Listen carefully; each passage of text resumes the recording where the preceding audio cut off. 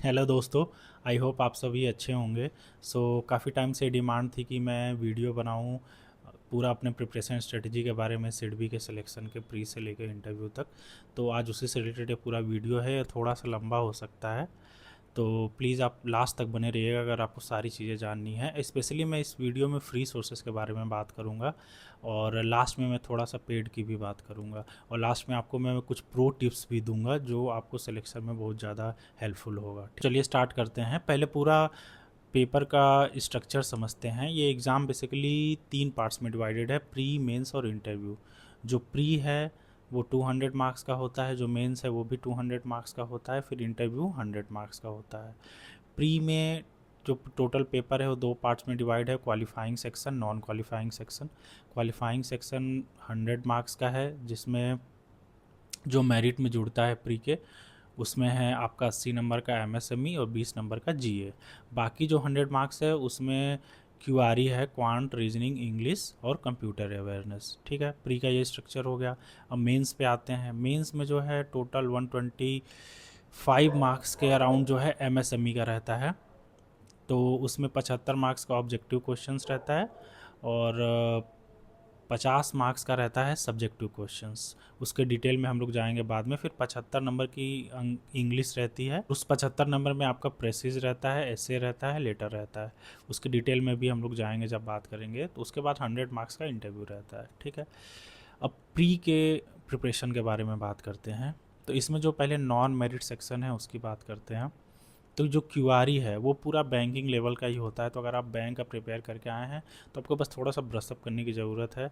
अगर जो लोग बैंक के बैकग्राउंड से नहीं हैं, जैसे वो एमबीए हैं, सीए, सीएस है, तो वो लोग बैंकिंग का कोई भी प्री का पेपर उठा लें टेक्स्ट बुक वगैरह से या किसी भी प्लेटफॉर्म से। वो ऐसे ही 8-10 पेपर सॉल्व करें, उनका प्रिपेयर हो जाएगा सब्जेक्टों की। उनको बेसिक नॉलेज हो मैथ्स की, रीजनिंग की, ये सब चीज़ों की। ठीक है, और जो ऑलरेडी बैंकिंग में हैं उनको बस थोड़ा सा प्रैक्टिस करने की ज़रूरत है, कहीं से भी कर ले, किसी भी टेस्ट से 6-7 भी टेस्ट लगा लेंगे तो इनफ होगा। उसके बाद बात करते हैं कंप्यूटर अवेयरनेस की।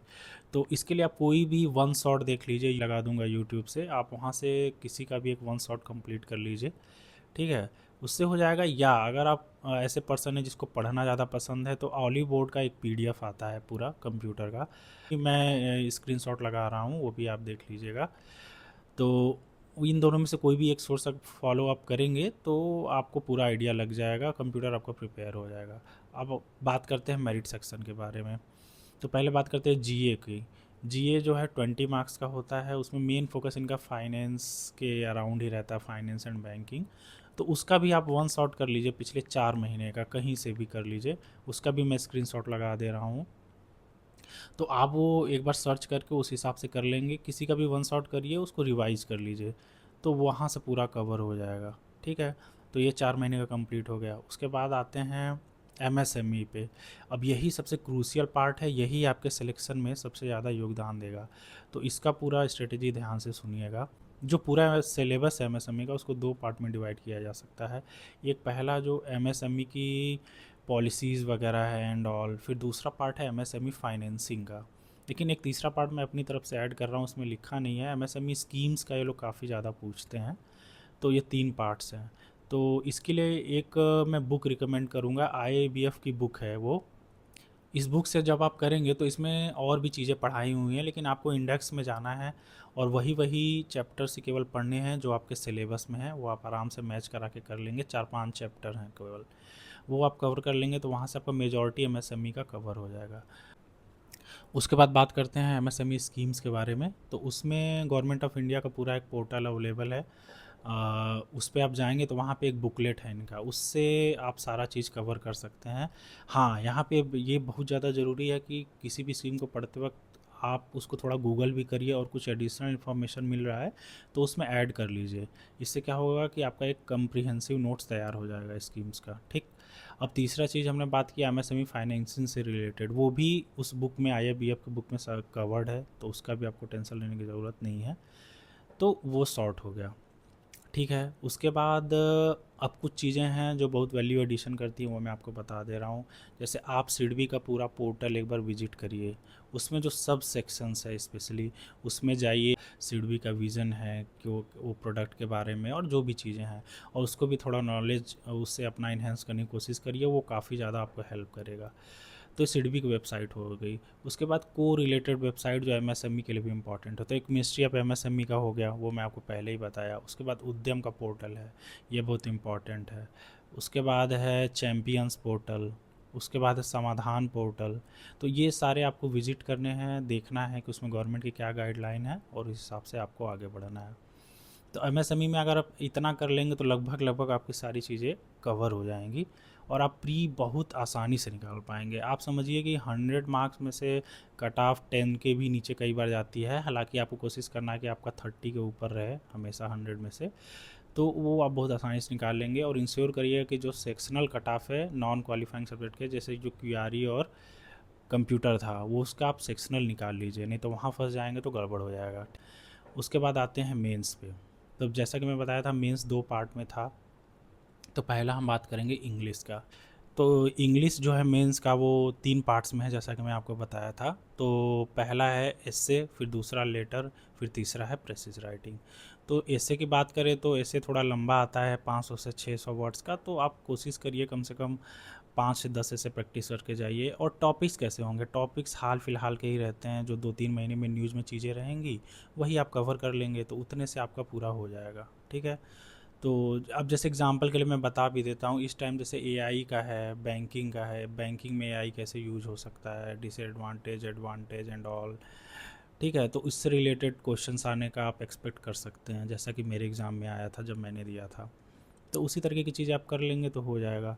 उसके बाद सेकंड बात करते हैं लेटर की। तो लेटर में थोड़ा लंबा आता है, 400 से 500 वर्ड्स आपको लिखने पड़ते हैं। तो इसके लिए आप मेंटली थोड़ा प्रिपेयर रहिएगा। आईबीपीएस की तरह ऐसा नहीं है कि आप 150 वर्ड्स लिख लेंगे तो हो जाएगा, यहाँ का थोड़ा सा अलग पैटर्न है। लेकिन ये भी आप 5 से 10 अगर लेटर्स प्रैक्टिस कर लिए ना, आप बहुत आराम से कर लेंगे, लेकिन उसको करना है। और ये इंश्योर करिएगा आप चैट जीपीटी या जेमिनी से उसको इवेलुएट करा रहे हैं, एस्से है चाहे लेटर है, और इम्प्रूव करा रहे हैं बेसिकली। तो काफ़ी आपको मतलब आपका ग्रोथ काफ़ी अच्छा होगा लर्निंग में सब चीज़ों के। ठीक है।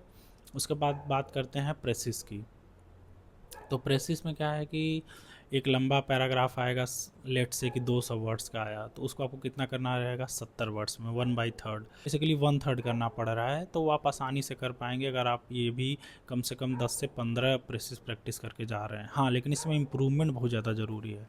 जैसे आपने प्रेसिस कभी लिखा ही नहीं है, तो आप पहले यूट्यूब पर एक बार सर्च करिए कि प्रेसिस कैसे लिखते हैं, उसका बेसिक टेम्पलेट समझिए। ठीक है। कोई भी लेक्चरर का चलेगा, मैं अभी यहाँ स्क्रीनशॉट भी डाल दूंगा किसी का, तो आप उससे देखिए, सीखिए, फिर उसके हिसाब से प्रेसिस अपना लिखने की कोशिश करिए। ऐसे ही आप 10-15 लिखेंगे, आप एकदम वेल टू डू हो जाएंगे तो वो तो होना ही है आपका। ठीक है। तो इस तरीके से हम लोग इंग्लिश में एकदम अच्छे मार्क्स स्कोर कर लेंगे, तो उसका कोई टेंशन नहीं है। इसके बाद नेक्स्ट सब्जेक्ट में चलते हैं एमएसएमई। अब देखिए वहाँ हमने प्री में पूरा एमएसएमई पढ़ा था, अब मेंस में फिर से एमएसएमई आ गया। तो इस वजह से वहीं पे थोड़ा हमको ध्यान से पढ़ना है, क्योंकि वही चीज़ मेंस में भी आनी है। ठीक है। लेकिन ये बात ज़रूरी है कि यहाँ पे एमएसएमई के सिलेबस में थोड़ा सा कुछ एडिशन होता है, वो मैं अभी एक्सप्लेन करूँगा। जैसे जो प्री का सिलेबस था वही मेंस का सिलेबस है लगभग लगभग, तो जो हम लोग पुराना प्री में पढ़े थे वही दोबारा से रिपीट करके हम लोग मेंस में पढ़ेंगे। कि इस बार हम लोग ध्यान देंगे कि जो भी हम पढ़ रहे हैं वो स्कीम करके डाटा केवल नहीं याद करने की कोशिश कर रहे हैं, हम उसके लाइनों को भी, जो भी पूरी लाइनें हैं उसको माइंड में बैठाने की कोशिश करिए, ताकि सब्जेक्टिव कुछ आए तो आप कुछ लाइनें लिख पाएँ। ठीक है। और डाटा को भी थोड़ा और अच्छे से ग्रैम करने की कोशिश करिए, क्योंकि अभी आपको मेंस में थोड़ा सा टफ क्वेश्चन आएगा प्री के कंपेरिजन में, और वो भी 75 मार्क्स का ऑब्जेक्टिव रहता है और 50 मार्क्स का सब्जेक्टिव रहता है। तो सब्जेक्टिव में यही है कि थोड़ा टफ आता है प्री से, तो आप थोड़ा डिटेल में वही चीज़ें सारी पढ़ लेंगे तो हो जाएगा। ठीक है।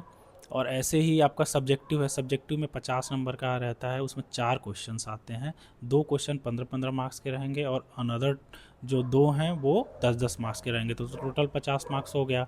तो जो ज़्यादा मार्क्स के हैं उसमें थोड़े ज़्यादा वर्ड्स लिखने रहेंगे, लेट से 400 वर्ड्स के अराउंड।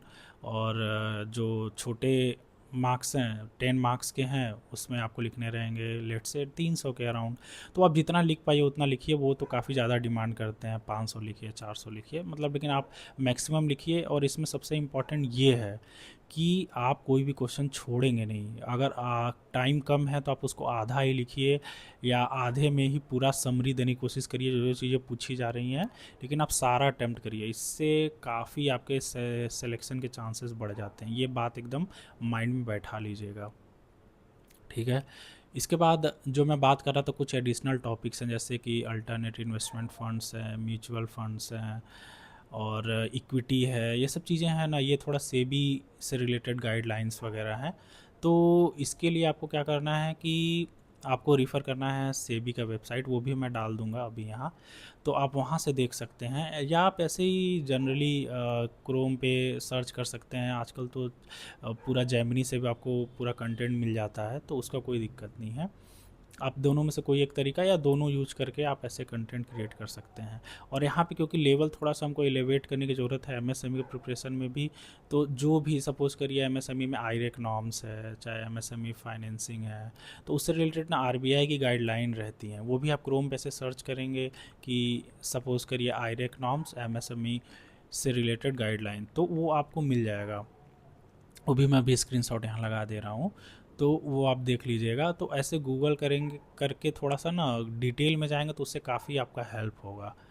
और ये आपको देखने में डॉक्यूमेंट्स बल्कि लगेंगे, लेकिन ये है नहीं। एक बार आप हैबिट में लाएंगे ना उसको पढ़ने का, तो आप बहुत आसानी से पढ़ पाएंगे। स्पेशली क्योंकि आप बैंक में काम कर रहे हैं ज़्यादातर लोग, जो भी मेरी ऑडियंस है, तो वो आपको काफ़ी हेल्प करेगा। नॉन बैंकिंग वाले भी कर सकते हैं, ऐसा कोई दिक्कत नहीं है, बस थोड़ा सा एक्स्ट्रा एफर्ट आपको देना पड़ेगा, क्योंकि फ्री में है तो चीज़ें थोड़ी सी स्कैटर्ड हैं, उसको पूरा ना कंसंट्रेट करके अपने हिसाब से सब हम लोग को करना पड़ता है। तो ये गूगल करके पढ़ने वाली चीज़ ज़रूर करिएगा, मेंस में स्पेशली ये बहुत ज़्यादा ज़रूरी है। प्री में तो फिर भी थोड़ा चल जाएगा क्योंकि कट ऑफ उतना हाई नहीं जाता, लेकिन मेंस से जो है मेरिट पूरी बनती है, ठीक है। तो इस वजह से बहुत ज़रूरी है। तो इस तरीके से हम लोगों ने मेंस भी कवर कर लिया पूरा। इंग्लिश का 75 मार्क्स और 125 मार्क्स आपका ये एमएसएमई का, तो दोनों चीज़ें हो गई। अब इसके बाद बात करते हैं इंटरव्यू का। तो इंटरव्यू से पहले भी अगर आप सेलेक्ट हो जाते हैं तो आपको एक साइकोमेट्रिक टेस्ट का मेल आएगा, उसके बारे में हम लोग बात करेंगे थोड़ा डिटेल में आराम से। उसमें 80 क्वेश्चंस होते हैं सिचुएशन बेस्ड, कि अगर कुछ ऐसा हो जाए तो आप क्या करेंगे, वैसा हो जाए तो क्या करेंगे। अब ऐसा वैसे की बात हम किसी और वीडियो में करेंगे, नहीं तो वीडियो थोड़ी ज़्यादा लंबी हो जाएगी। और बात करें इंटरव्यू का, तो इंटरव्यू जो है 100 मार्क्स का होता है, और जो फाइनल मेरिट बनती है वो मेंस प्लस इंटरव्यू के मार्क्स पे ही बनती है, प्री क्योर क्वालिफाइंग होता है। तो इस वजह से इंटरव्यू को भी पूरा होल हार्टेडली देना है आपको। और इंटरव्यू का 40% वेटेज है, और जो आपका मेंस है उसका 60% वेटेज है। तो इंटरव्यू को बिल्कुल लाइटली नहीं लेना है और बिल्कुल अच्छे से देना है। तो उसमें आएगा क्या, जितना आपने पढ़ा है अभी तक, और जो आपका वर्क प्रोफाइल है, और जो सिडबी है, इसके इसी के अराउंड पूरा इंटरव्यू आपका घूमता है। अब इसी को मैं थोड़ा सा डिटेल में बता देता हूँ। जैसे जो आपने मेंस और प्री में पढ़ा है वो पूरा एमएसएमई से रिलेटेड सब आपको आइडिया लग गया, तो उससे कुछ भी पूछा जा सकता है। फिर दूसरा है कि सिडबी से रिलेटेड मैंने बोला, तो जैसे सिडबी की वेबसाइट पे कोई चीज़ है तो उसके बारे में आपको आइडिया होना चाहिए। जितनी भी चीज़ें हैं सिडबी के इंस्टीट्यूट सब उसके वेबसाइट पे ही तो हैं, तो कहीं और जाने की ज़रूरत नहीं है। आप उसकी वेबसाइट को ही आराम से देख लेंगे तो आपको सारी चीज़ों का आइडिया हो जाएगा, ठीक है। और थोड़ा सा और डिटेल में जानना चाहते हैं तो उनका एनुअल रिपोर्ट आता है, आप उसको कवर कर लीजिए सेलेक्टिवली। मैंने तो किया था, तो आपके पास इंटरव्यू के टाइम रहेगा तो आप उस समय कर लीजिएगा। तो इस तरीके से आपका इंटरव्यू भी पूरा हो जाएगा। और स्कीम्स वगैरह का तो मैं बताया था, तो वो यहाँ पे भी पूछा जा सकता है, तो उसके लिए भी आप रेडी रहिएगा। बाकी इंटरव्यू का हम एक अलग से भी पूरा वीडियो बना देंगे आप लोग के लिए, जब अभी एग्ज़ाम्स वगैरह होंगे, आप उस तरीके का आएगा डिमांड तो फिर किया जाएगा।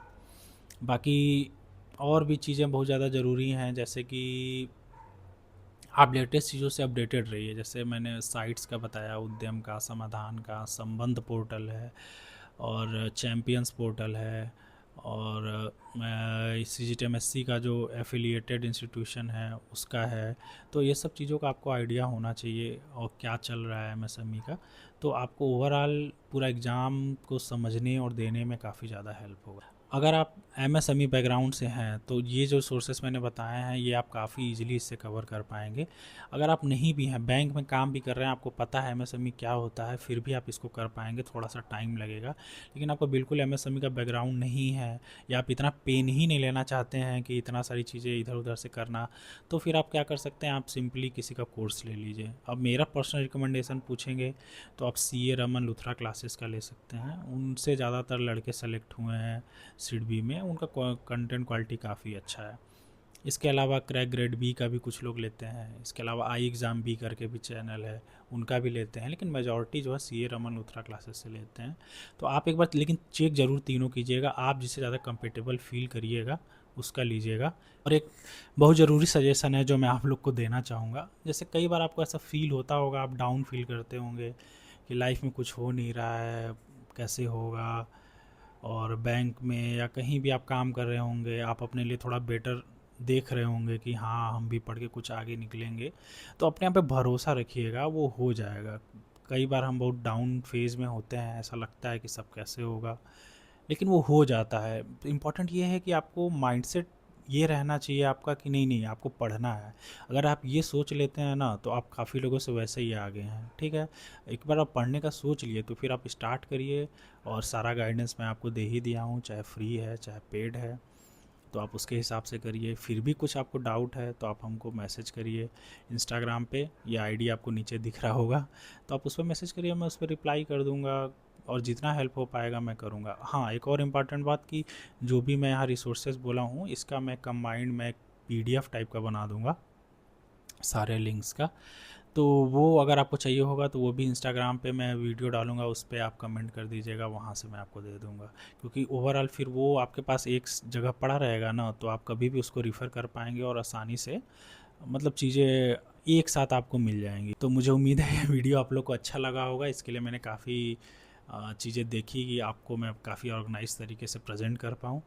तो मुझे उम्मीद है आपको ये अच्छा लगा होगा, और अगर आप लास्ट तक बने रहें तो आप एग्ज़ाम में भी लास्ट तक बने रहेंगे, ऐसा मेरा मानना है। इसी गुड नोट के साथ हम लोग इस वीडियो को विराम देते हैं। आपका अंत तक बने रहने के लिए बहुत बहुत शुक्रिया। बाय।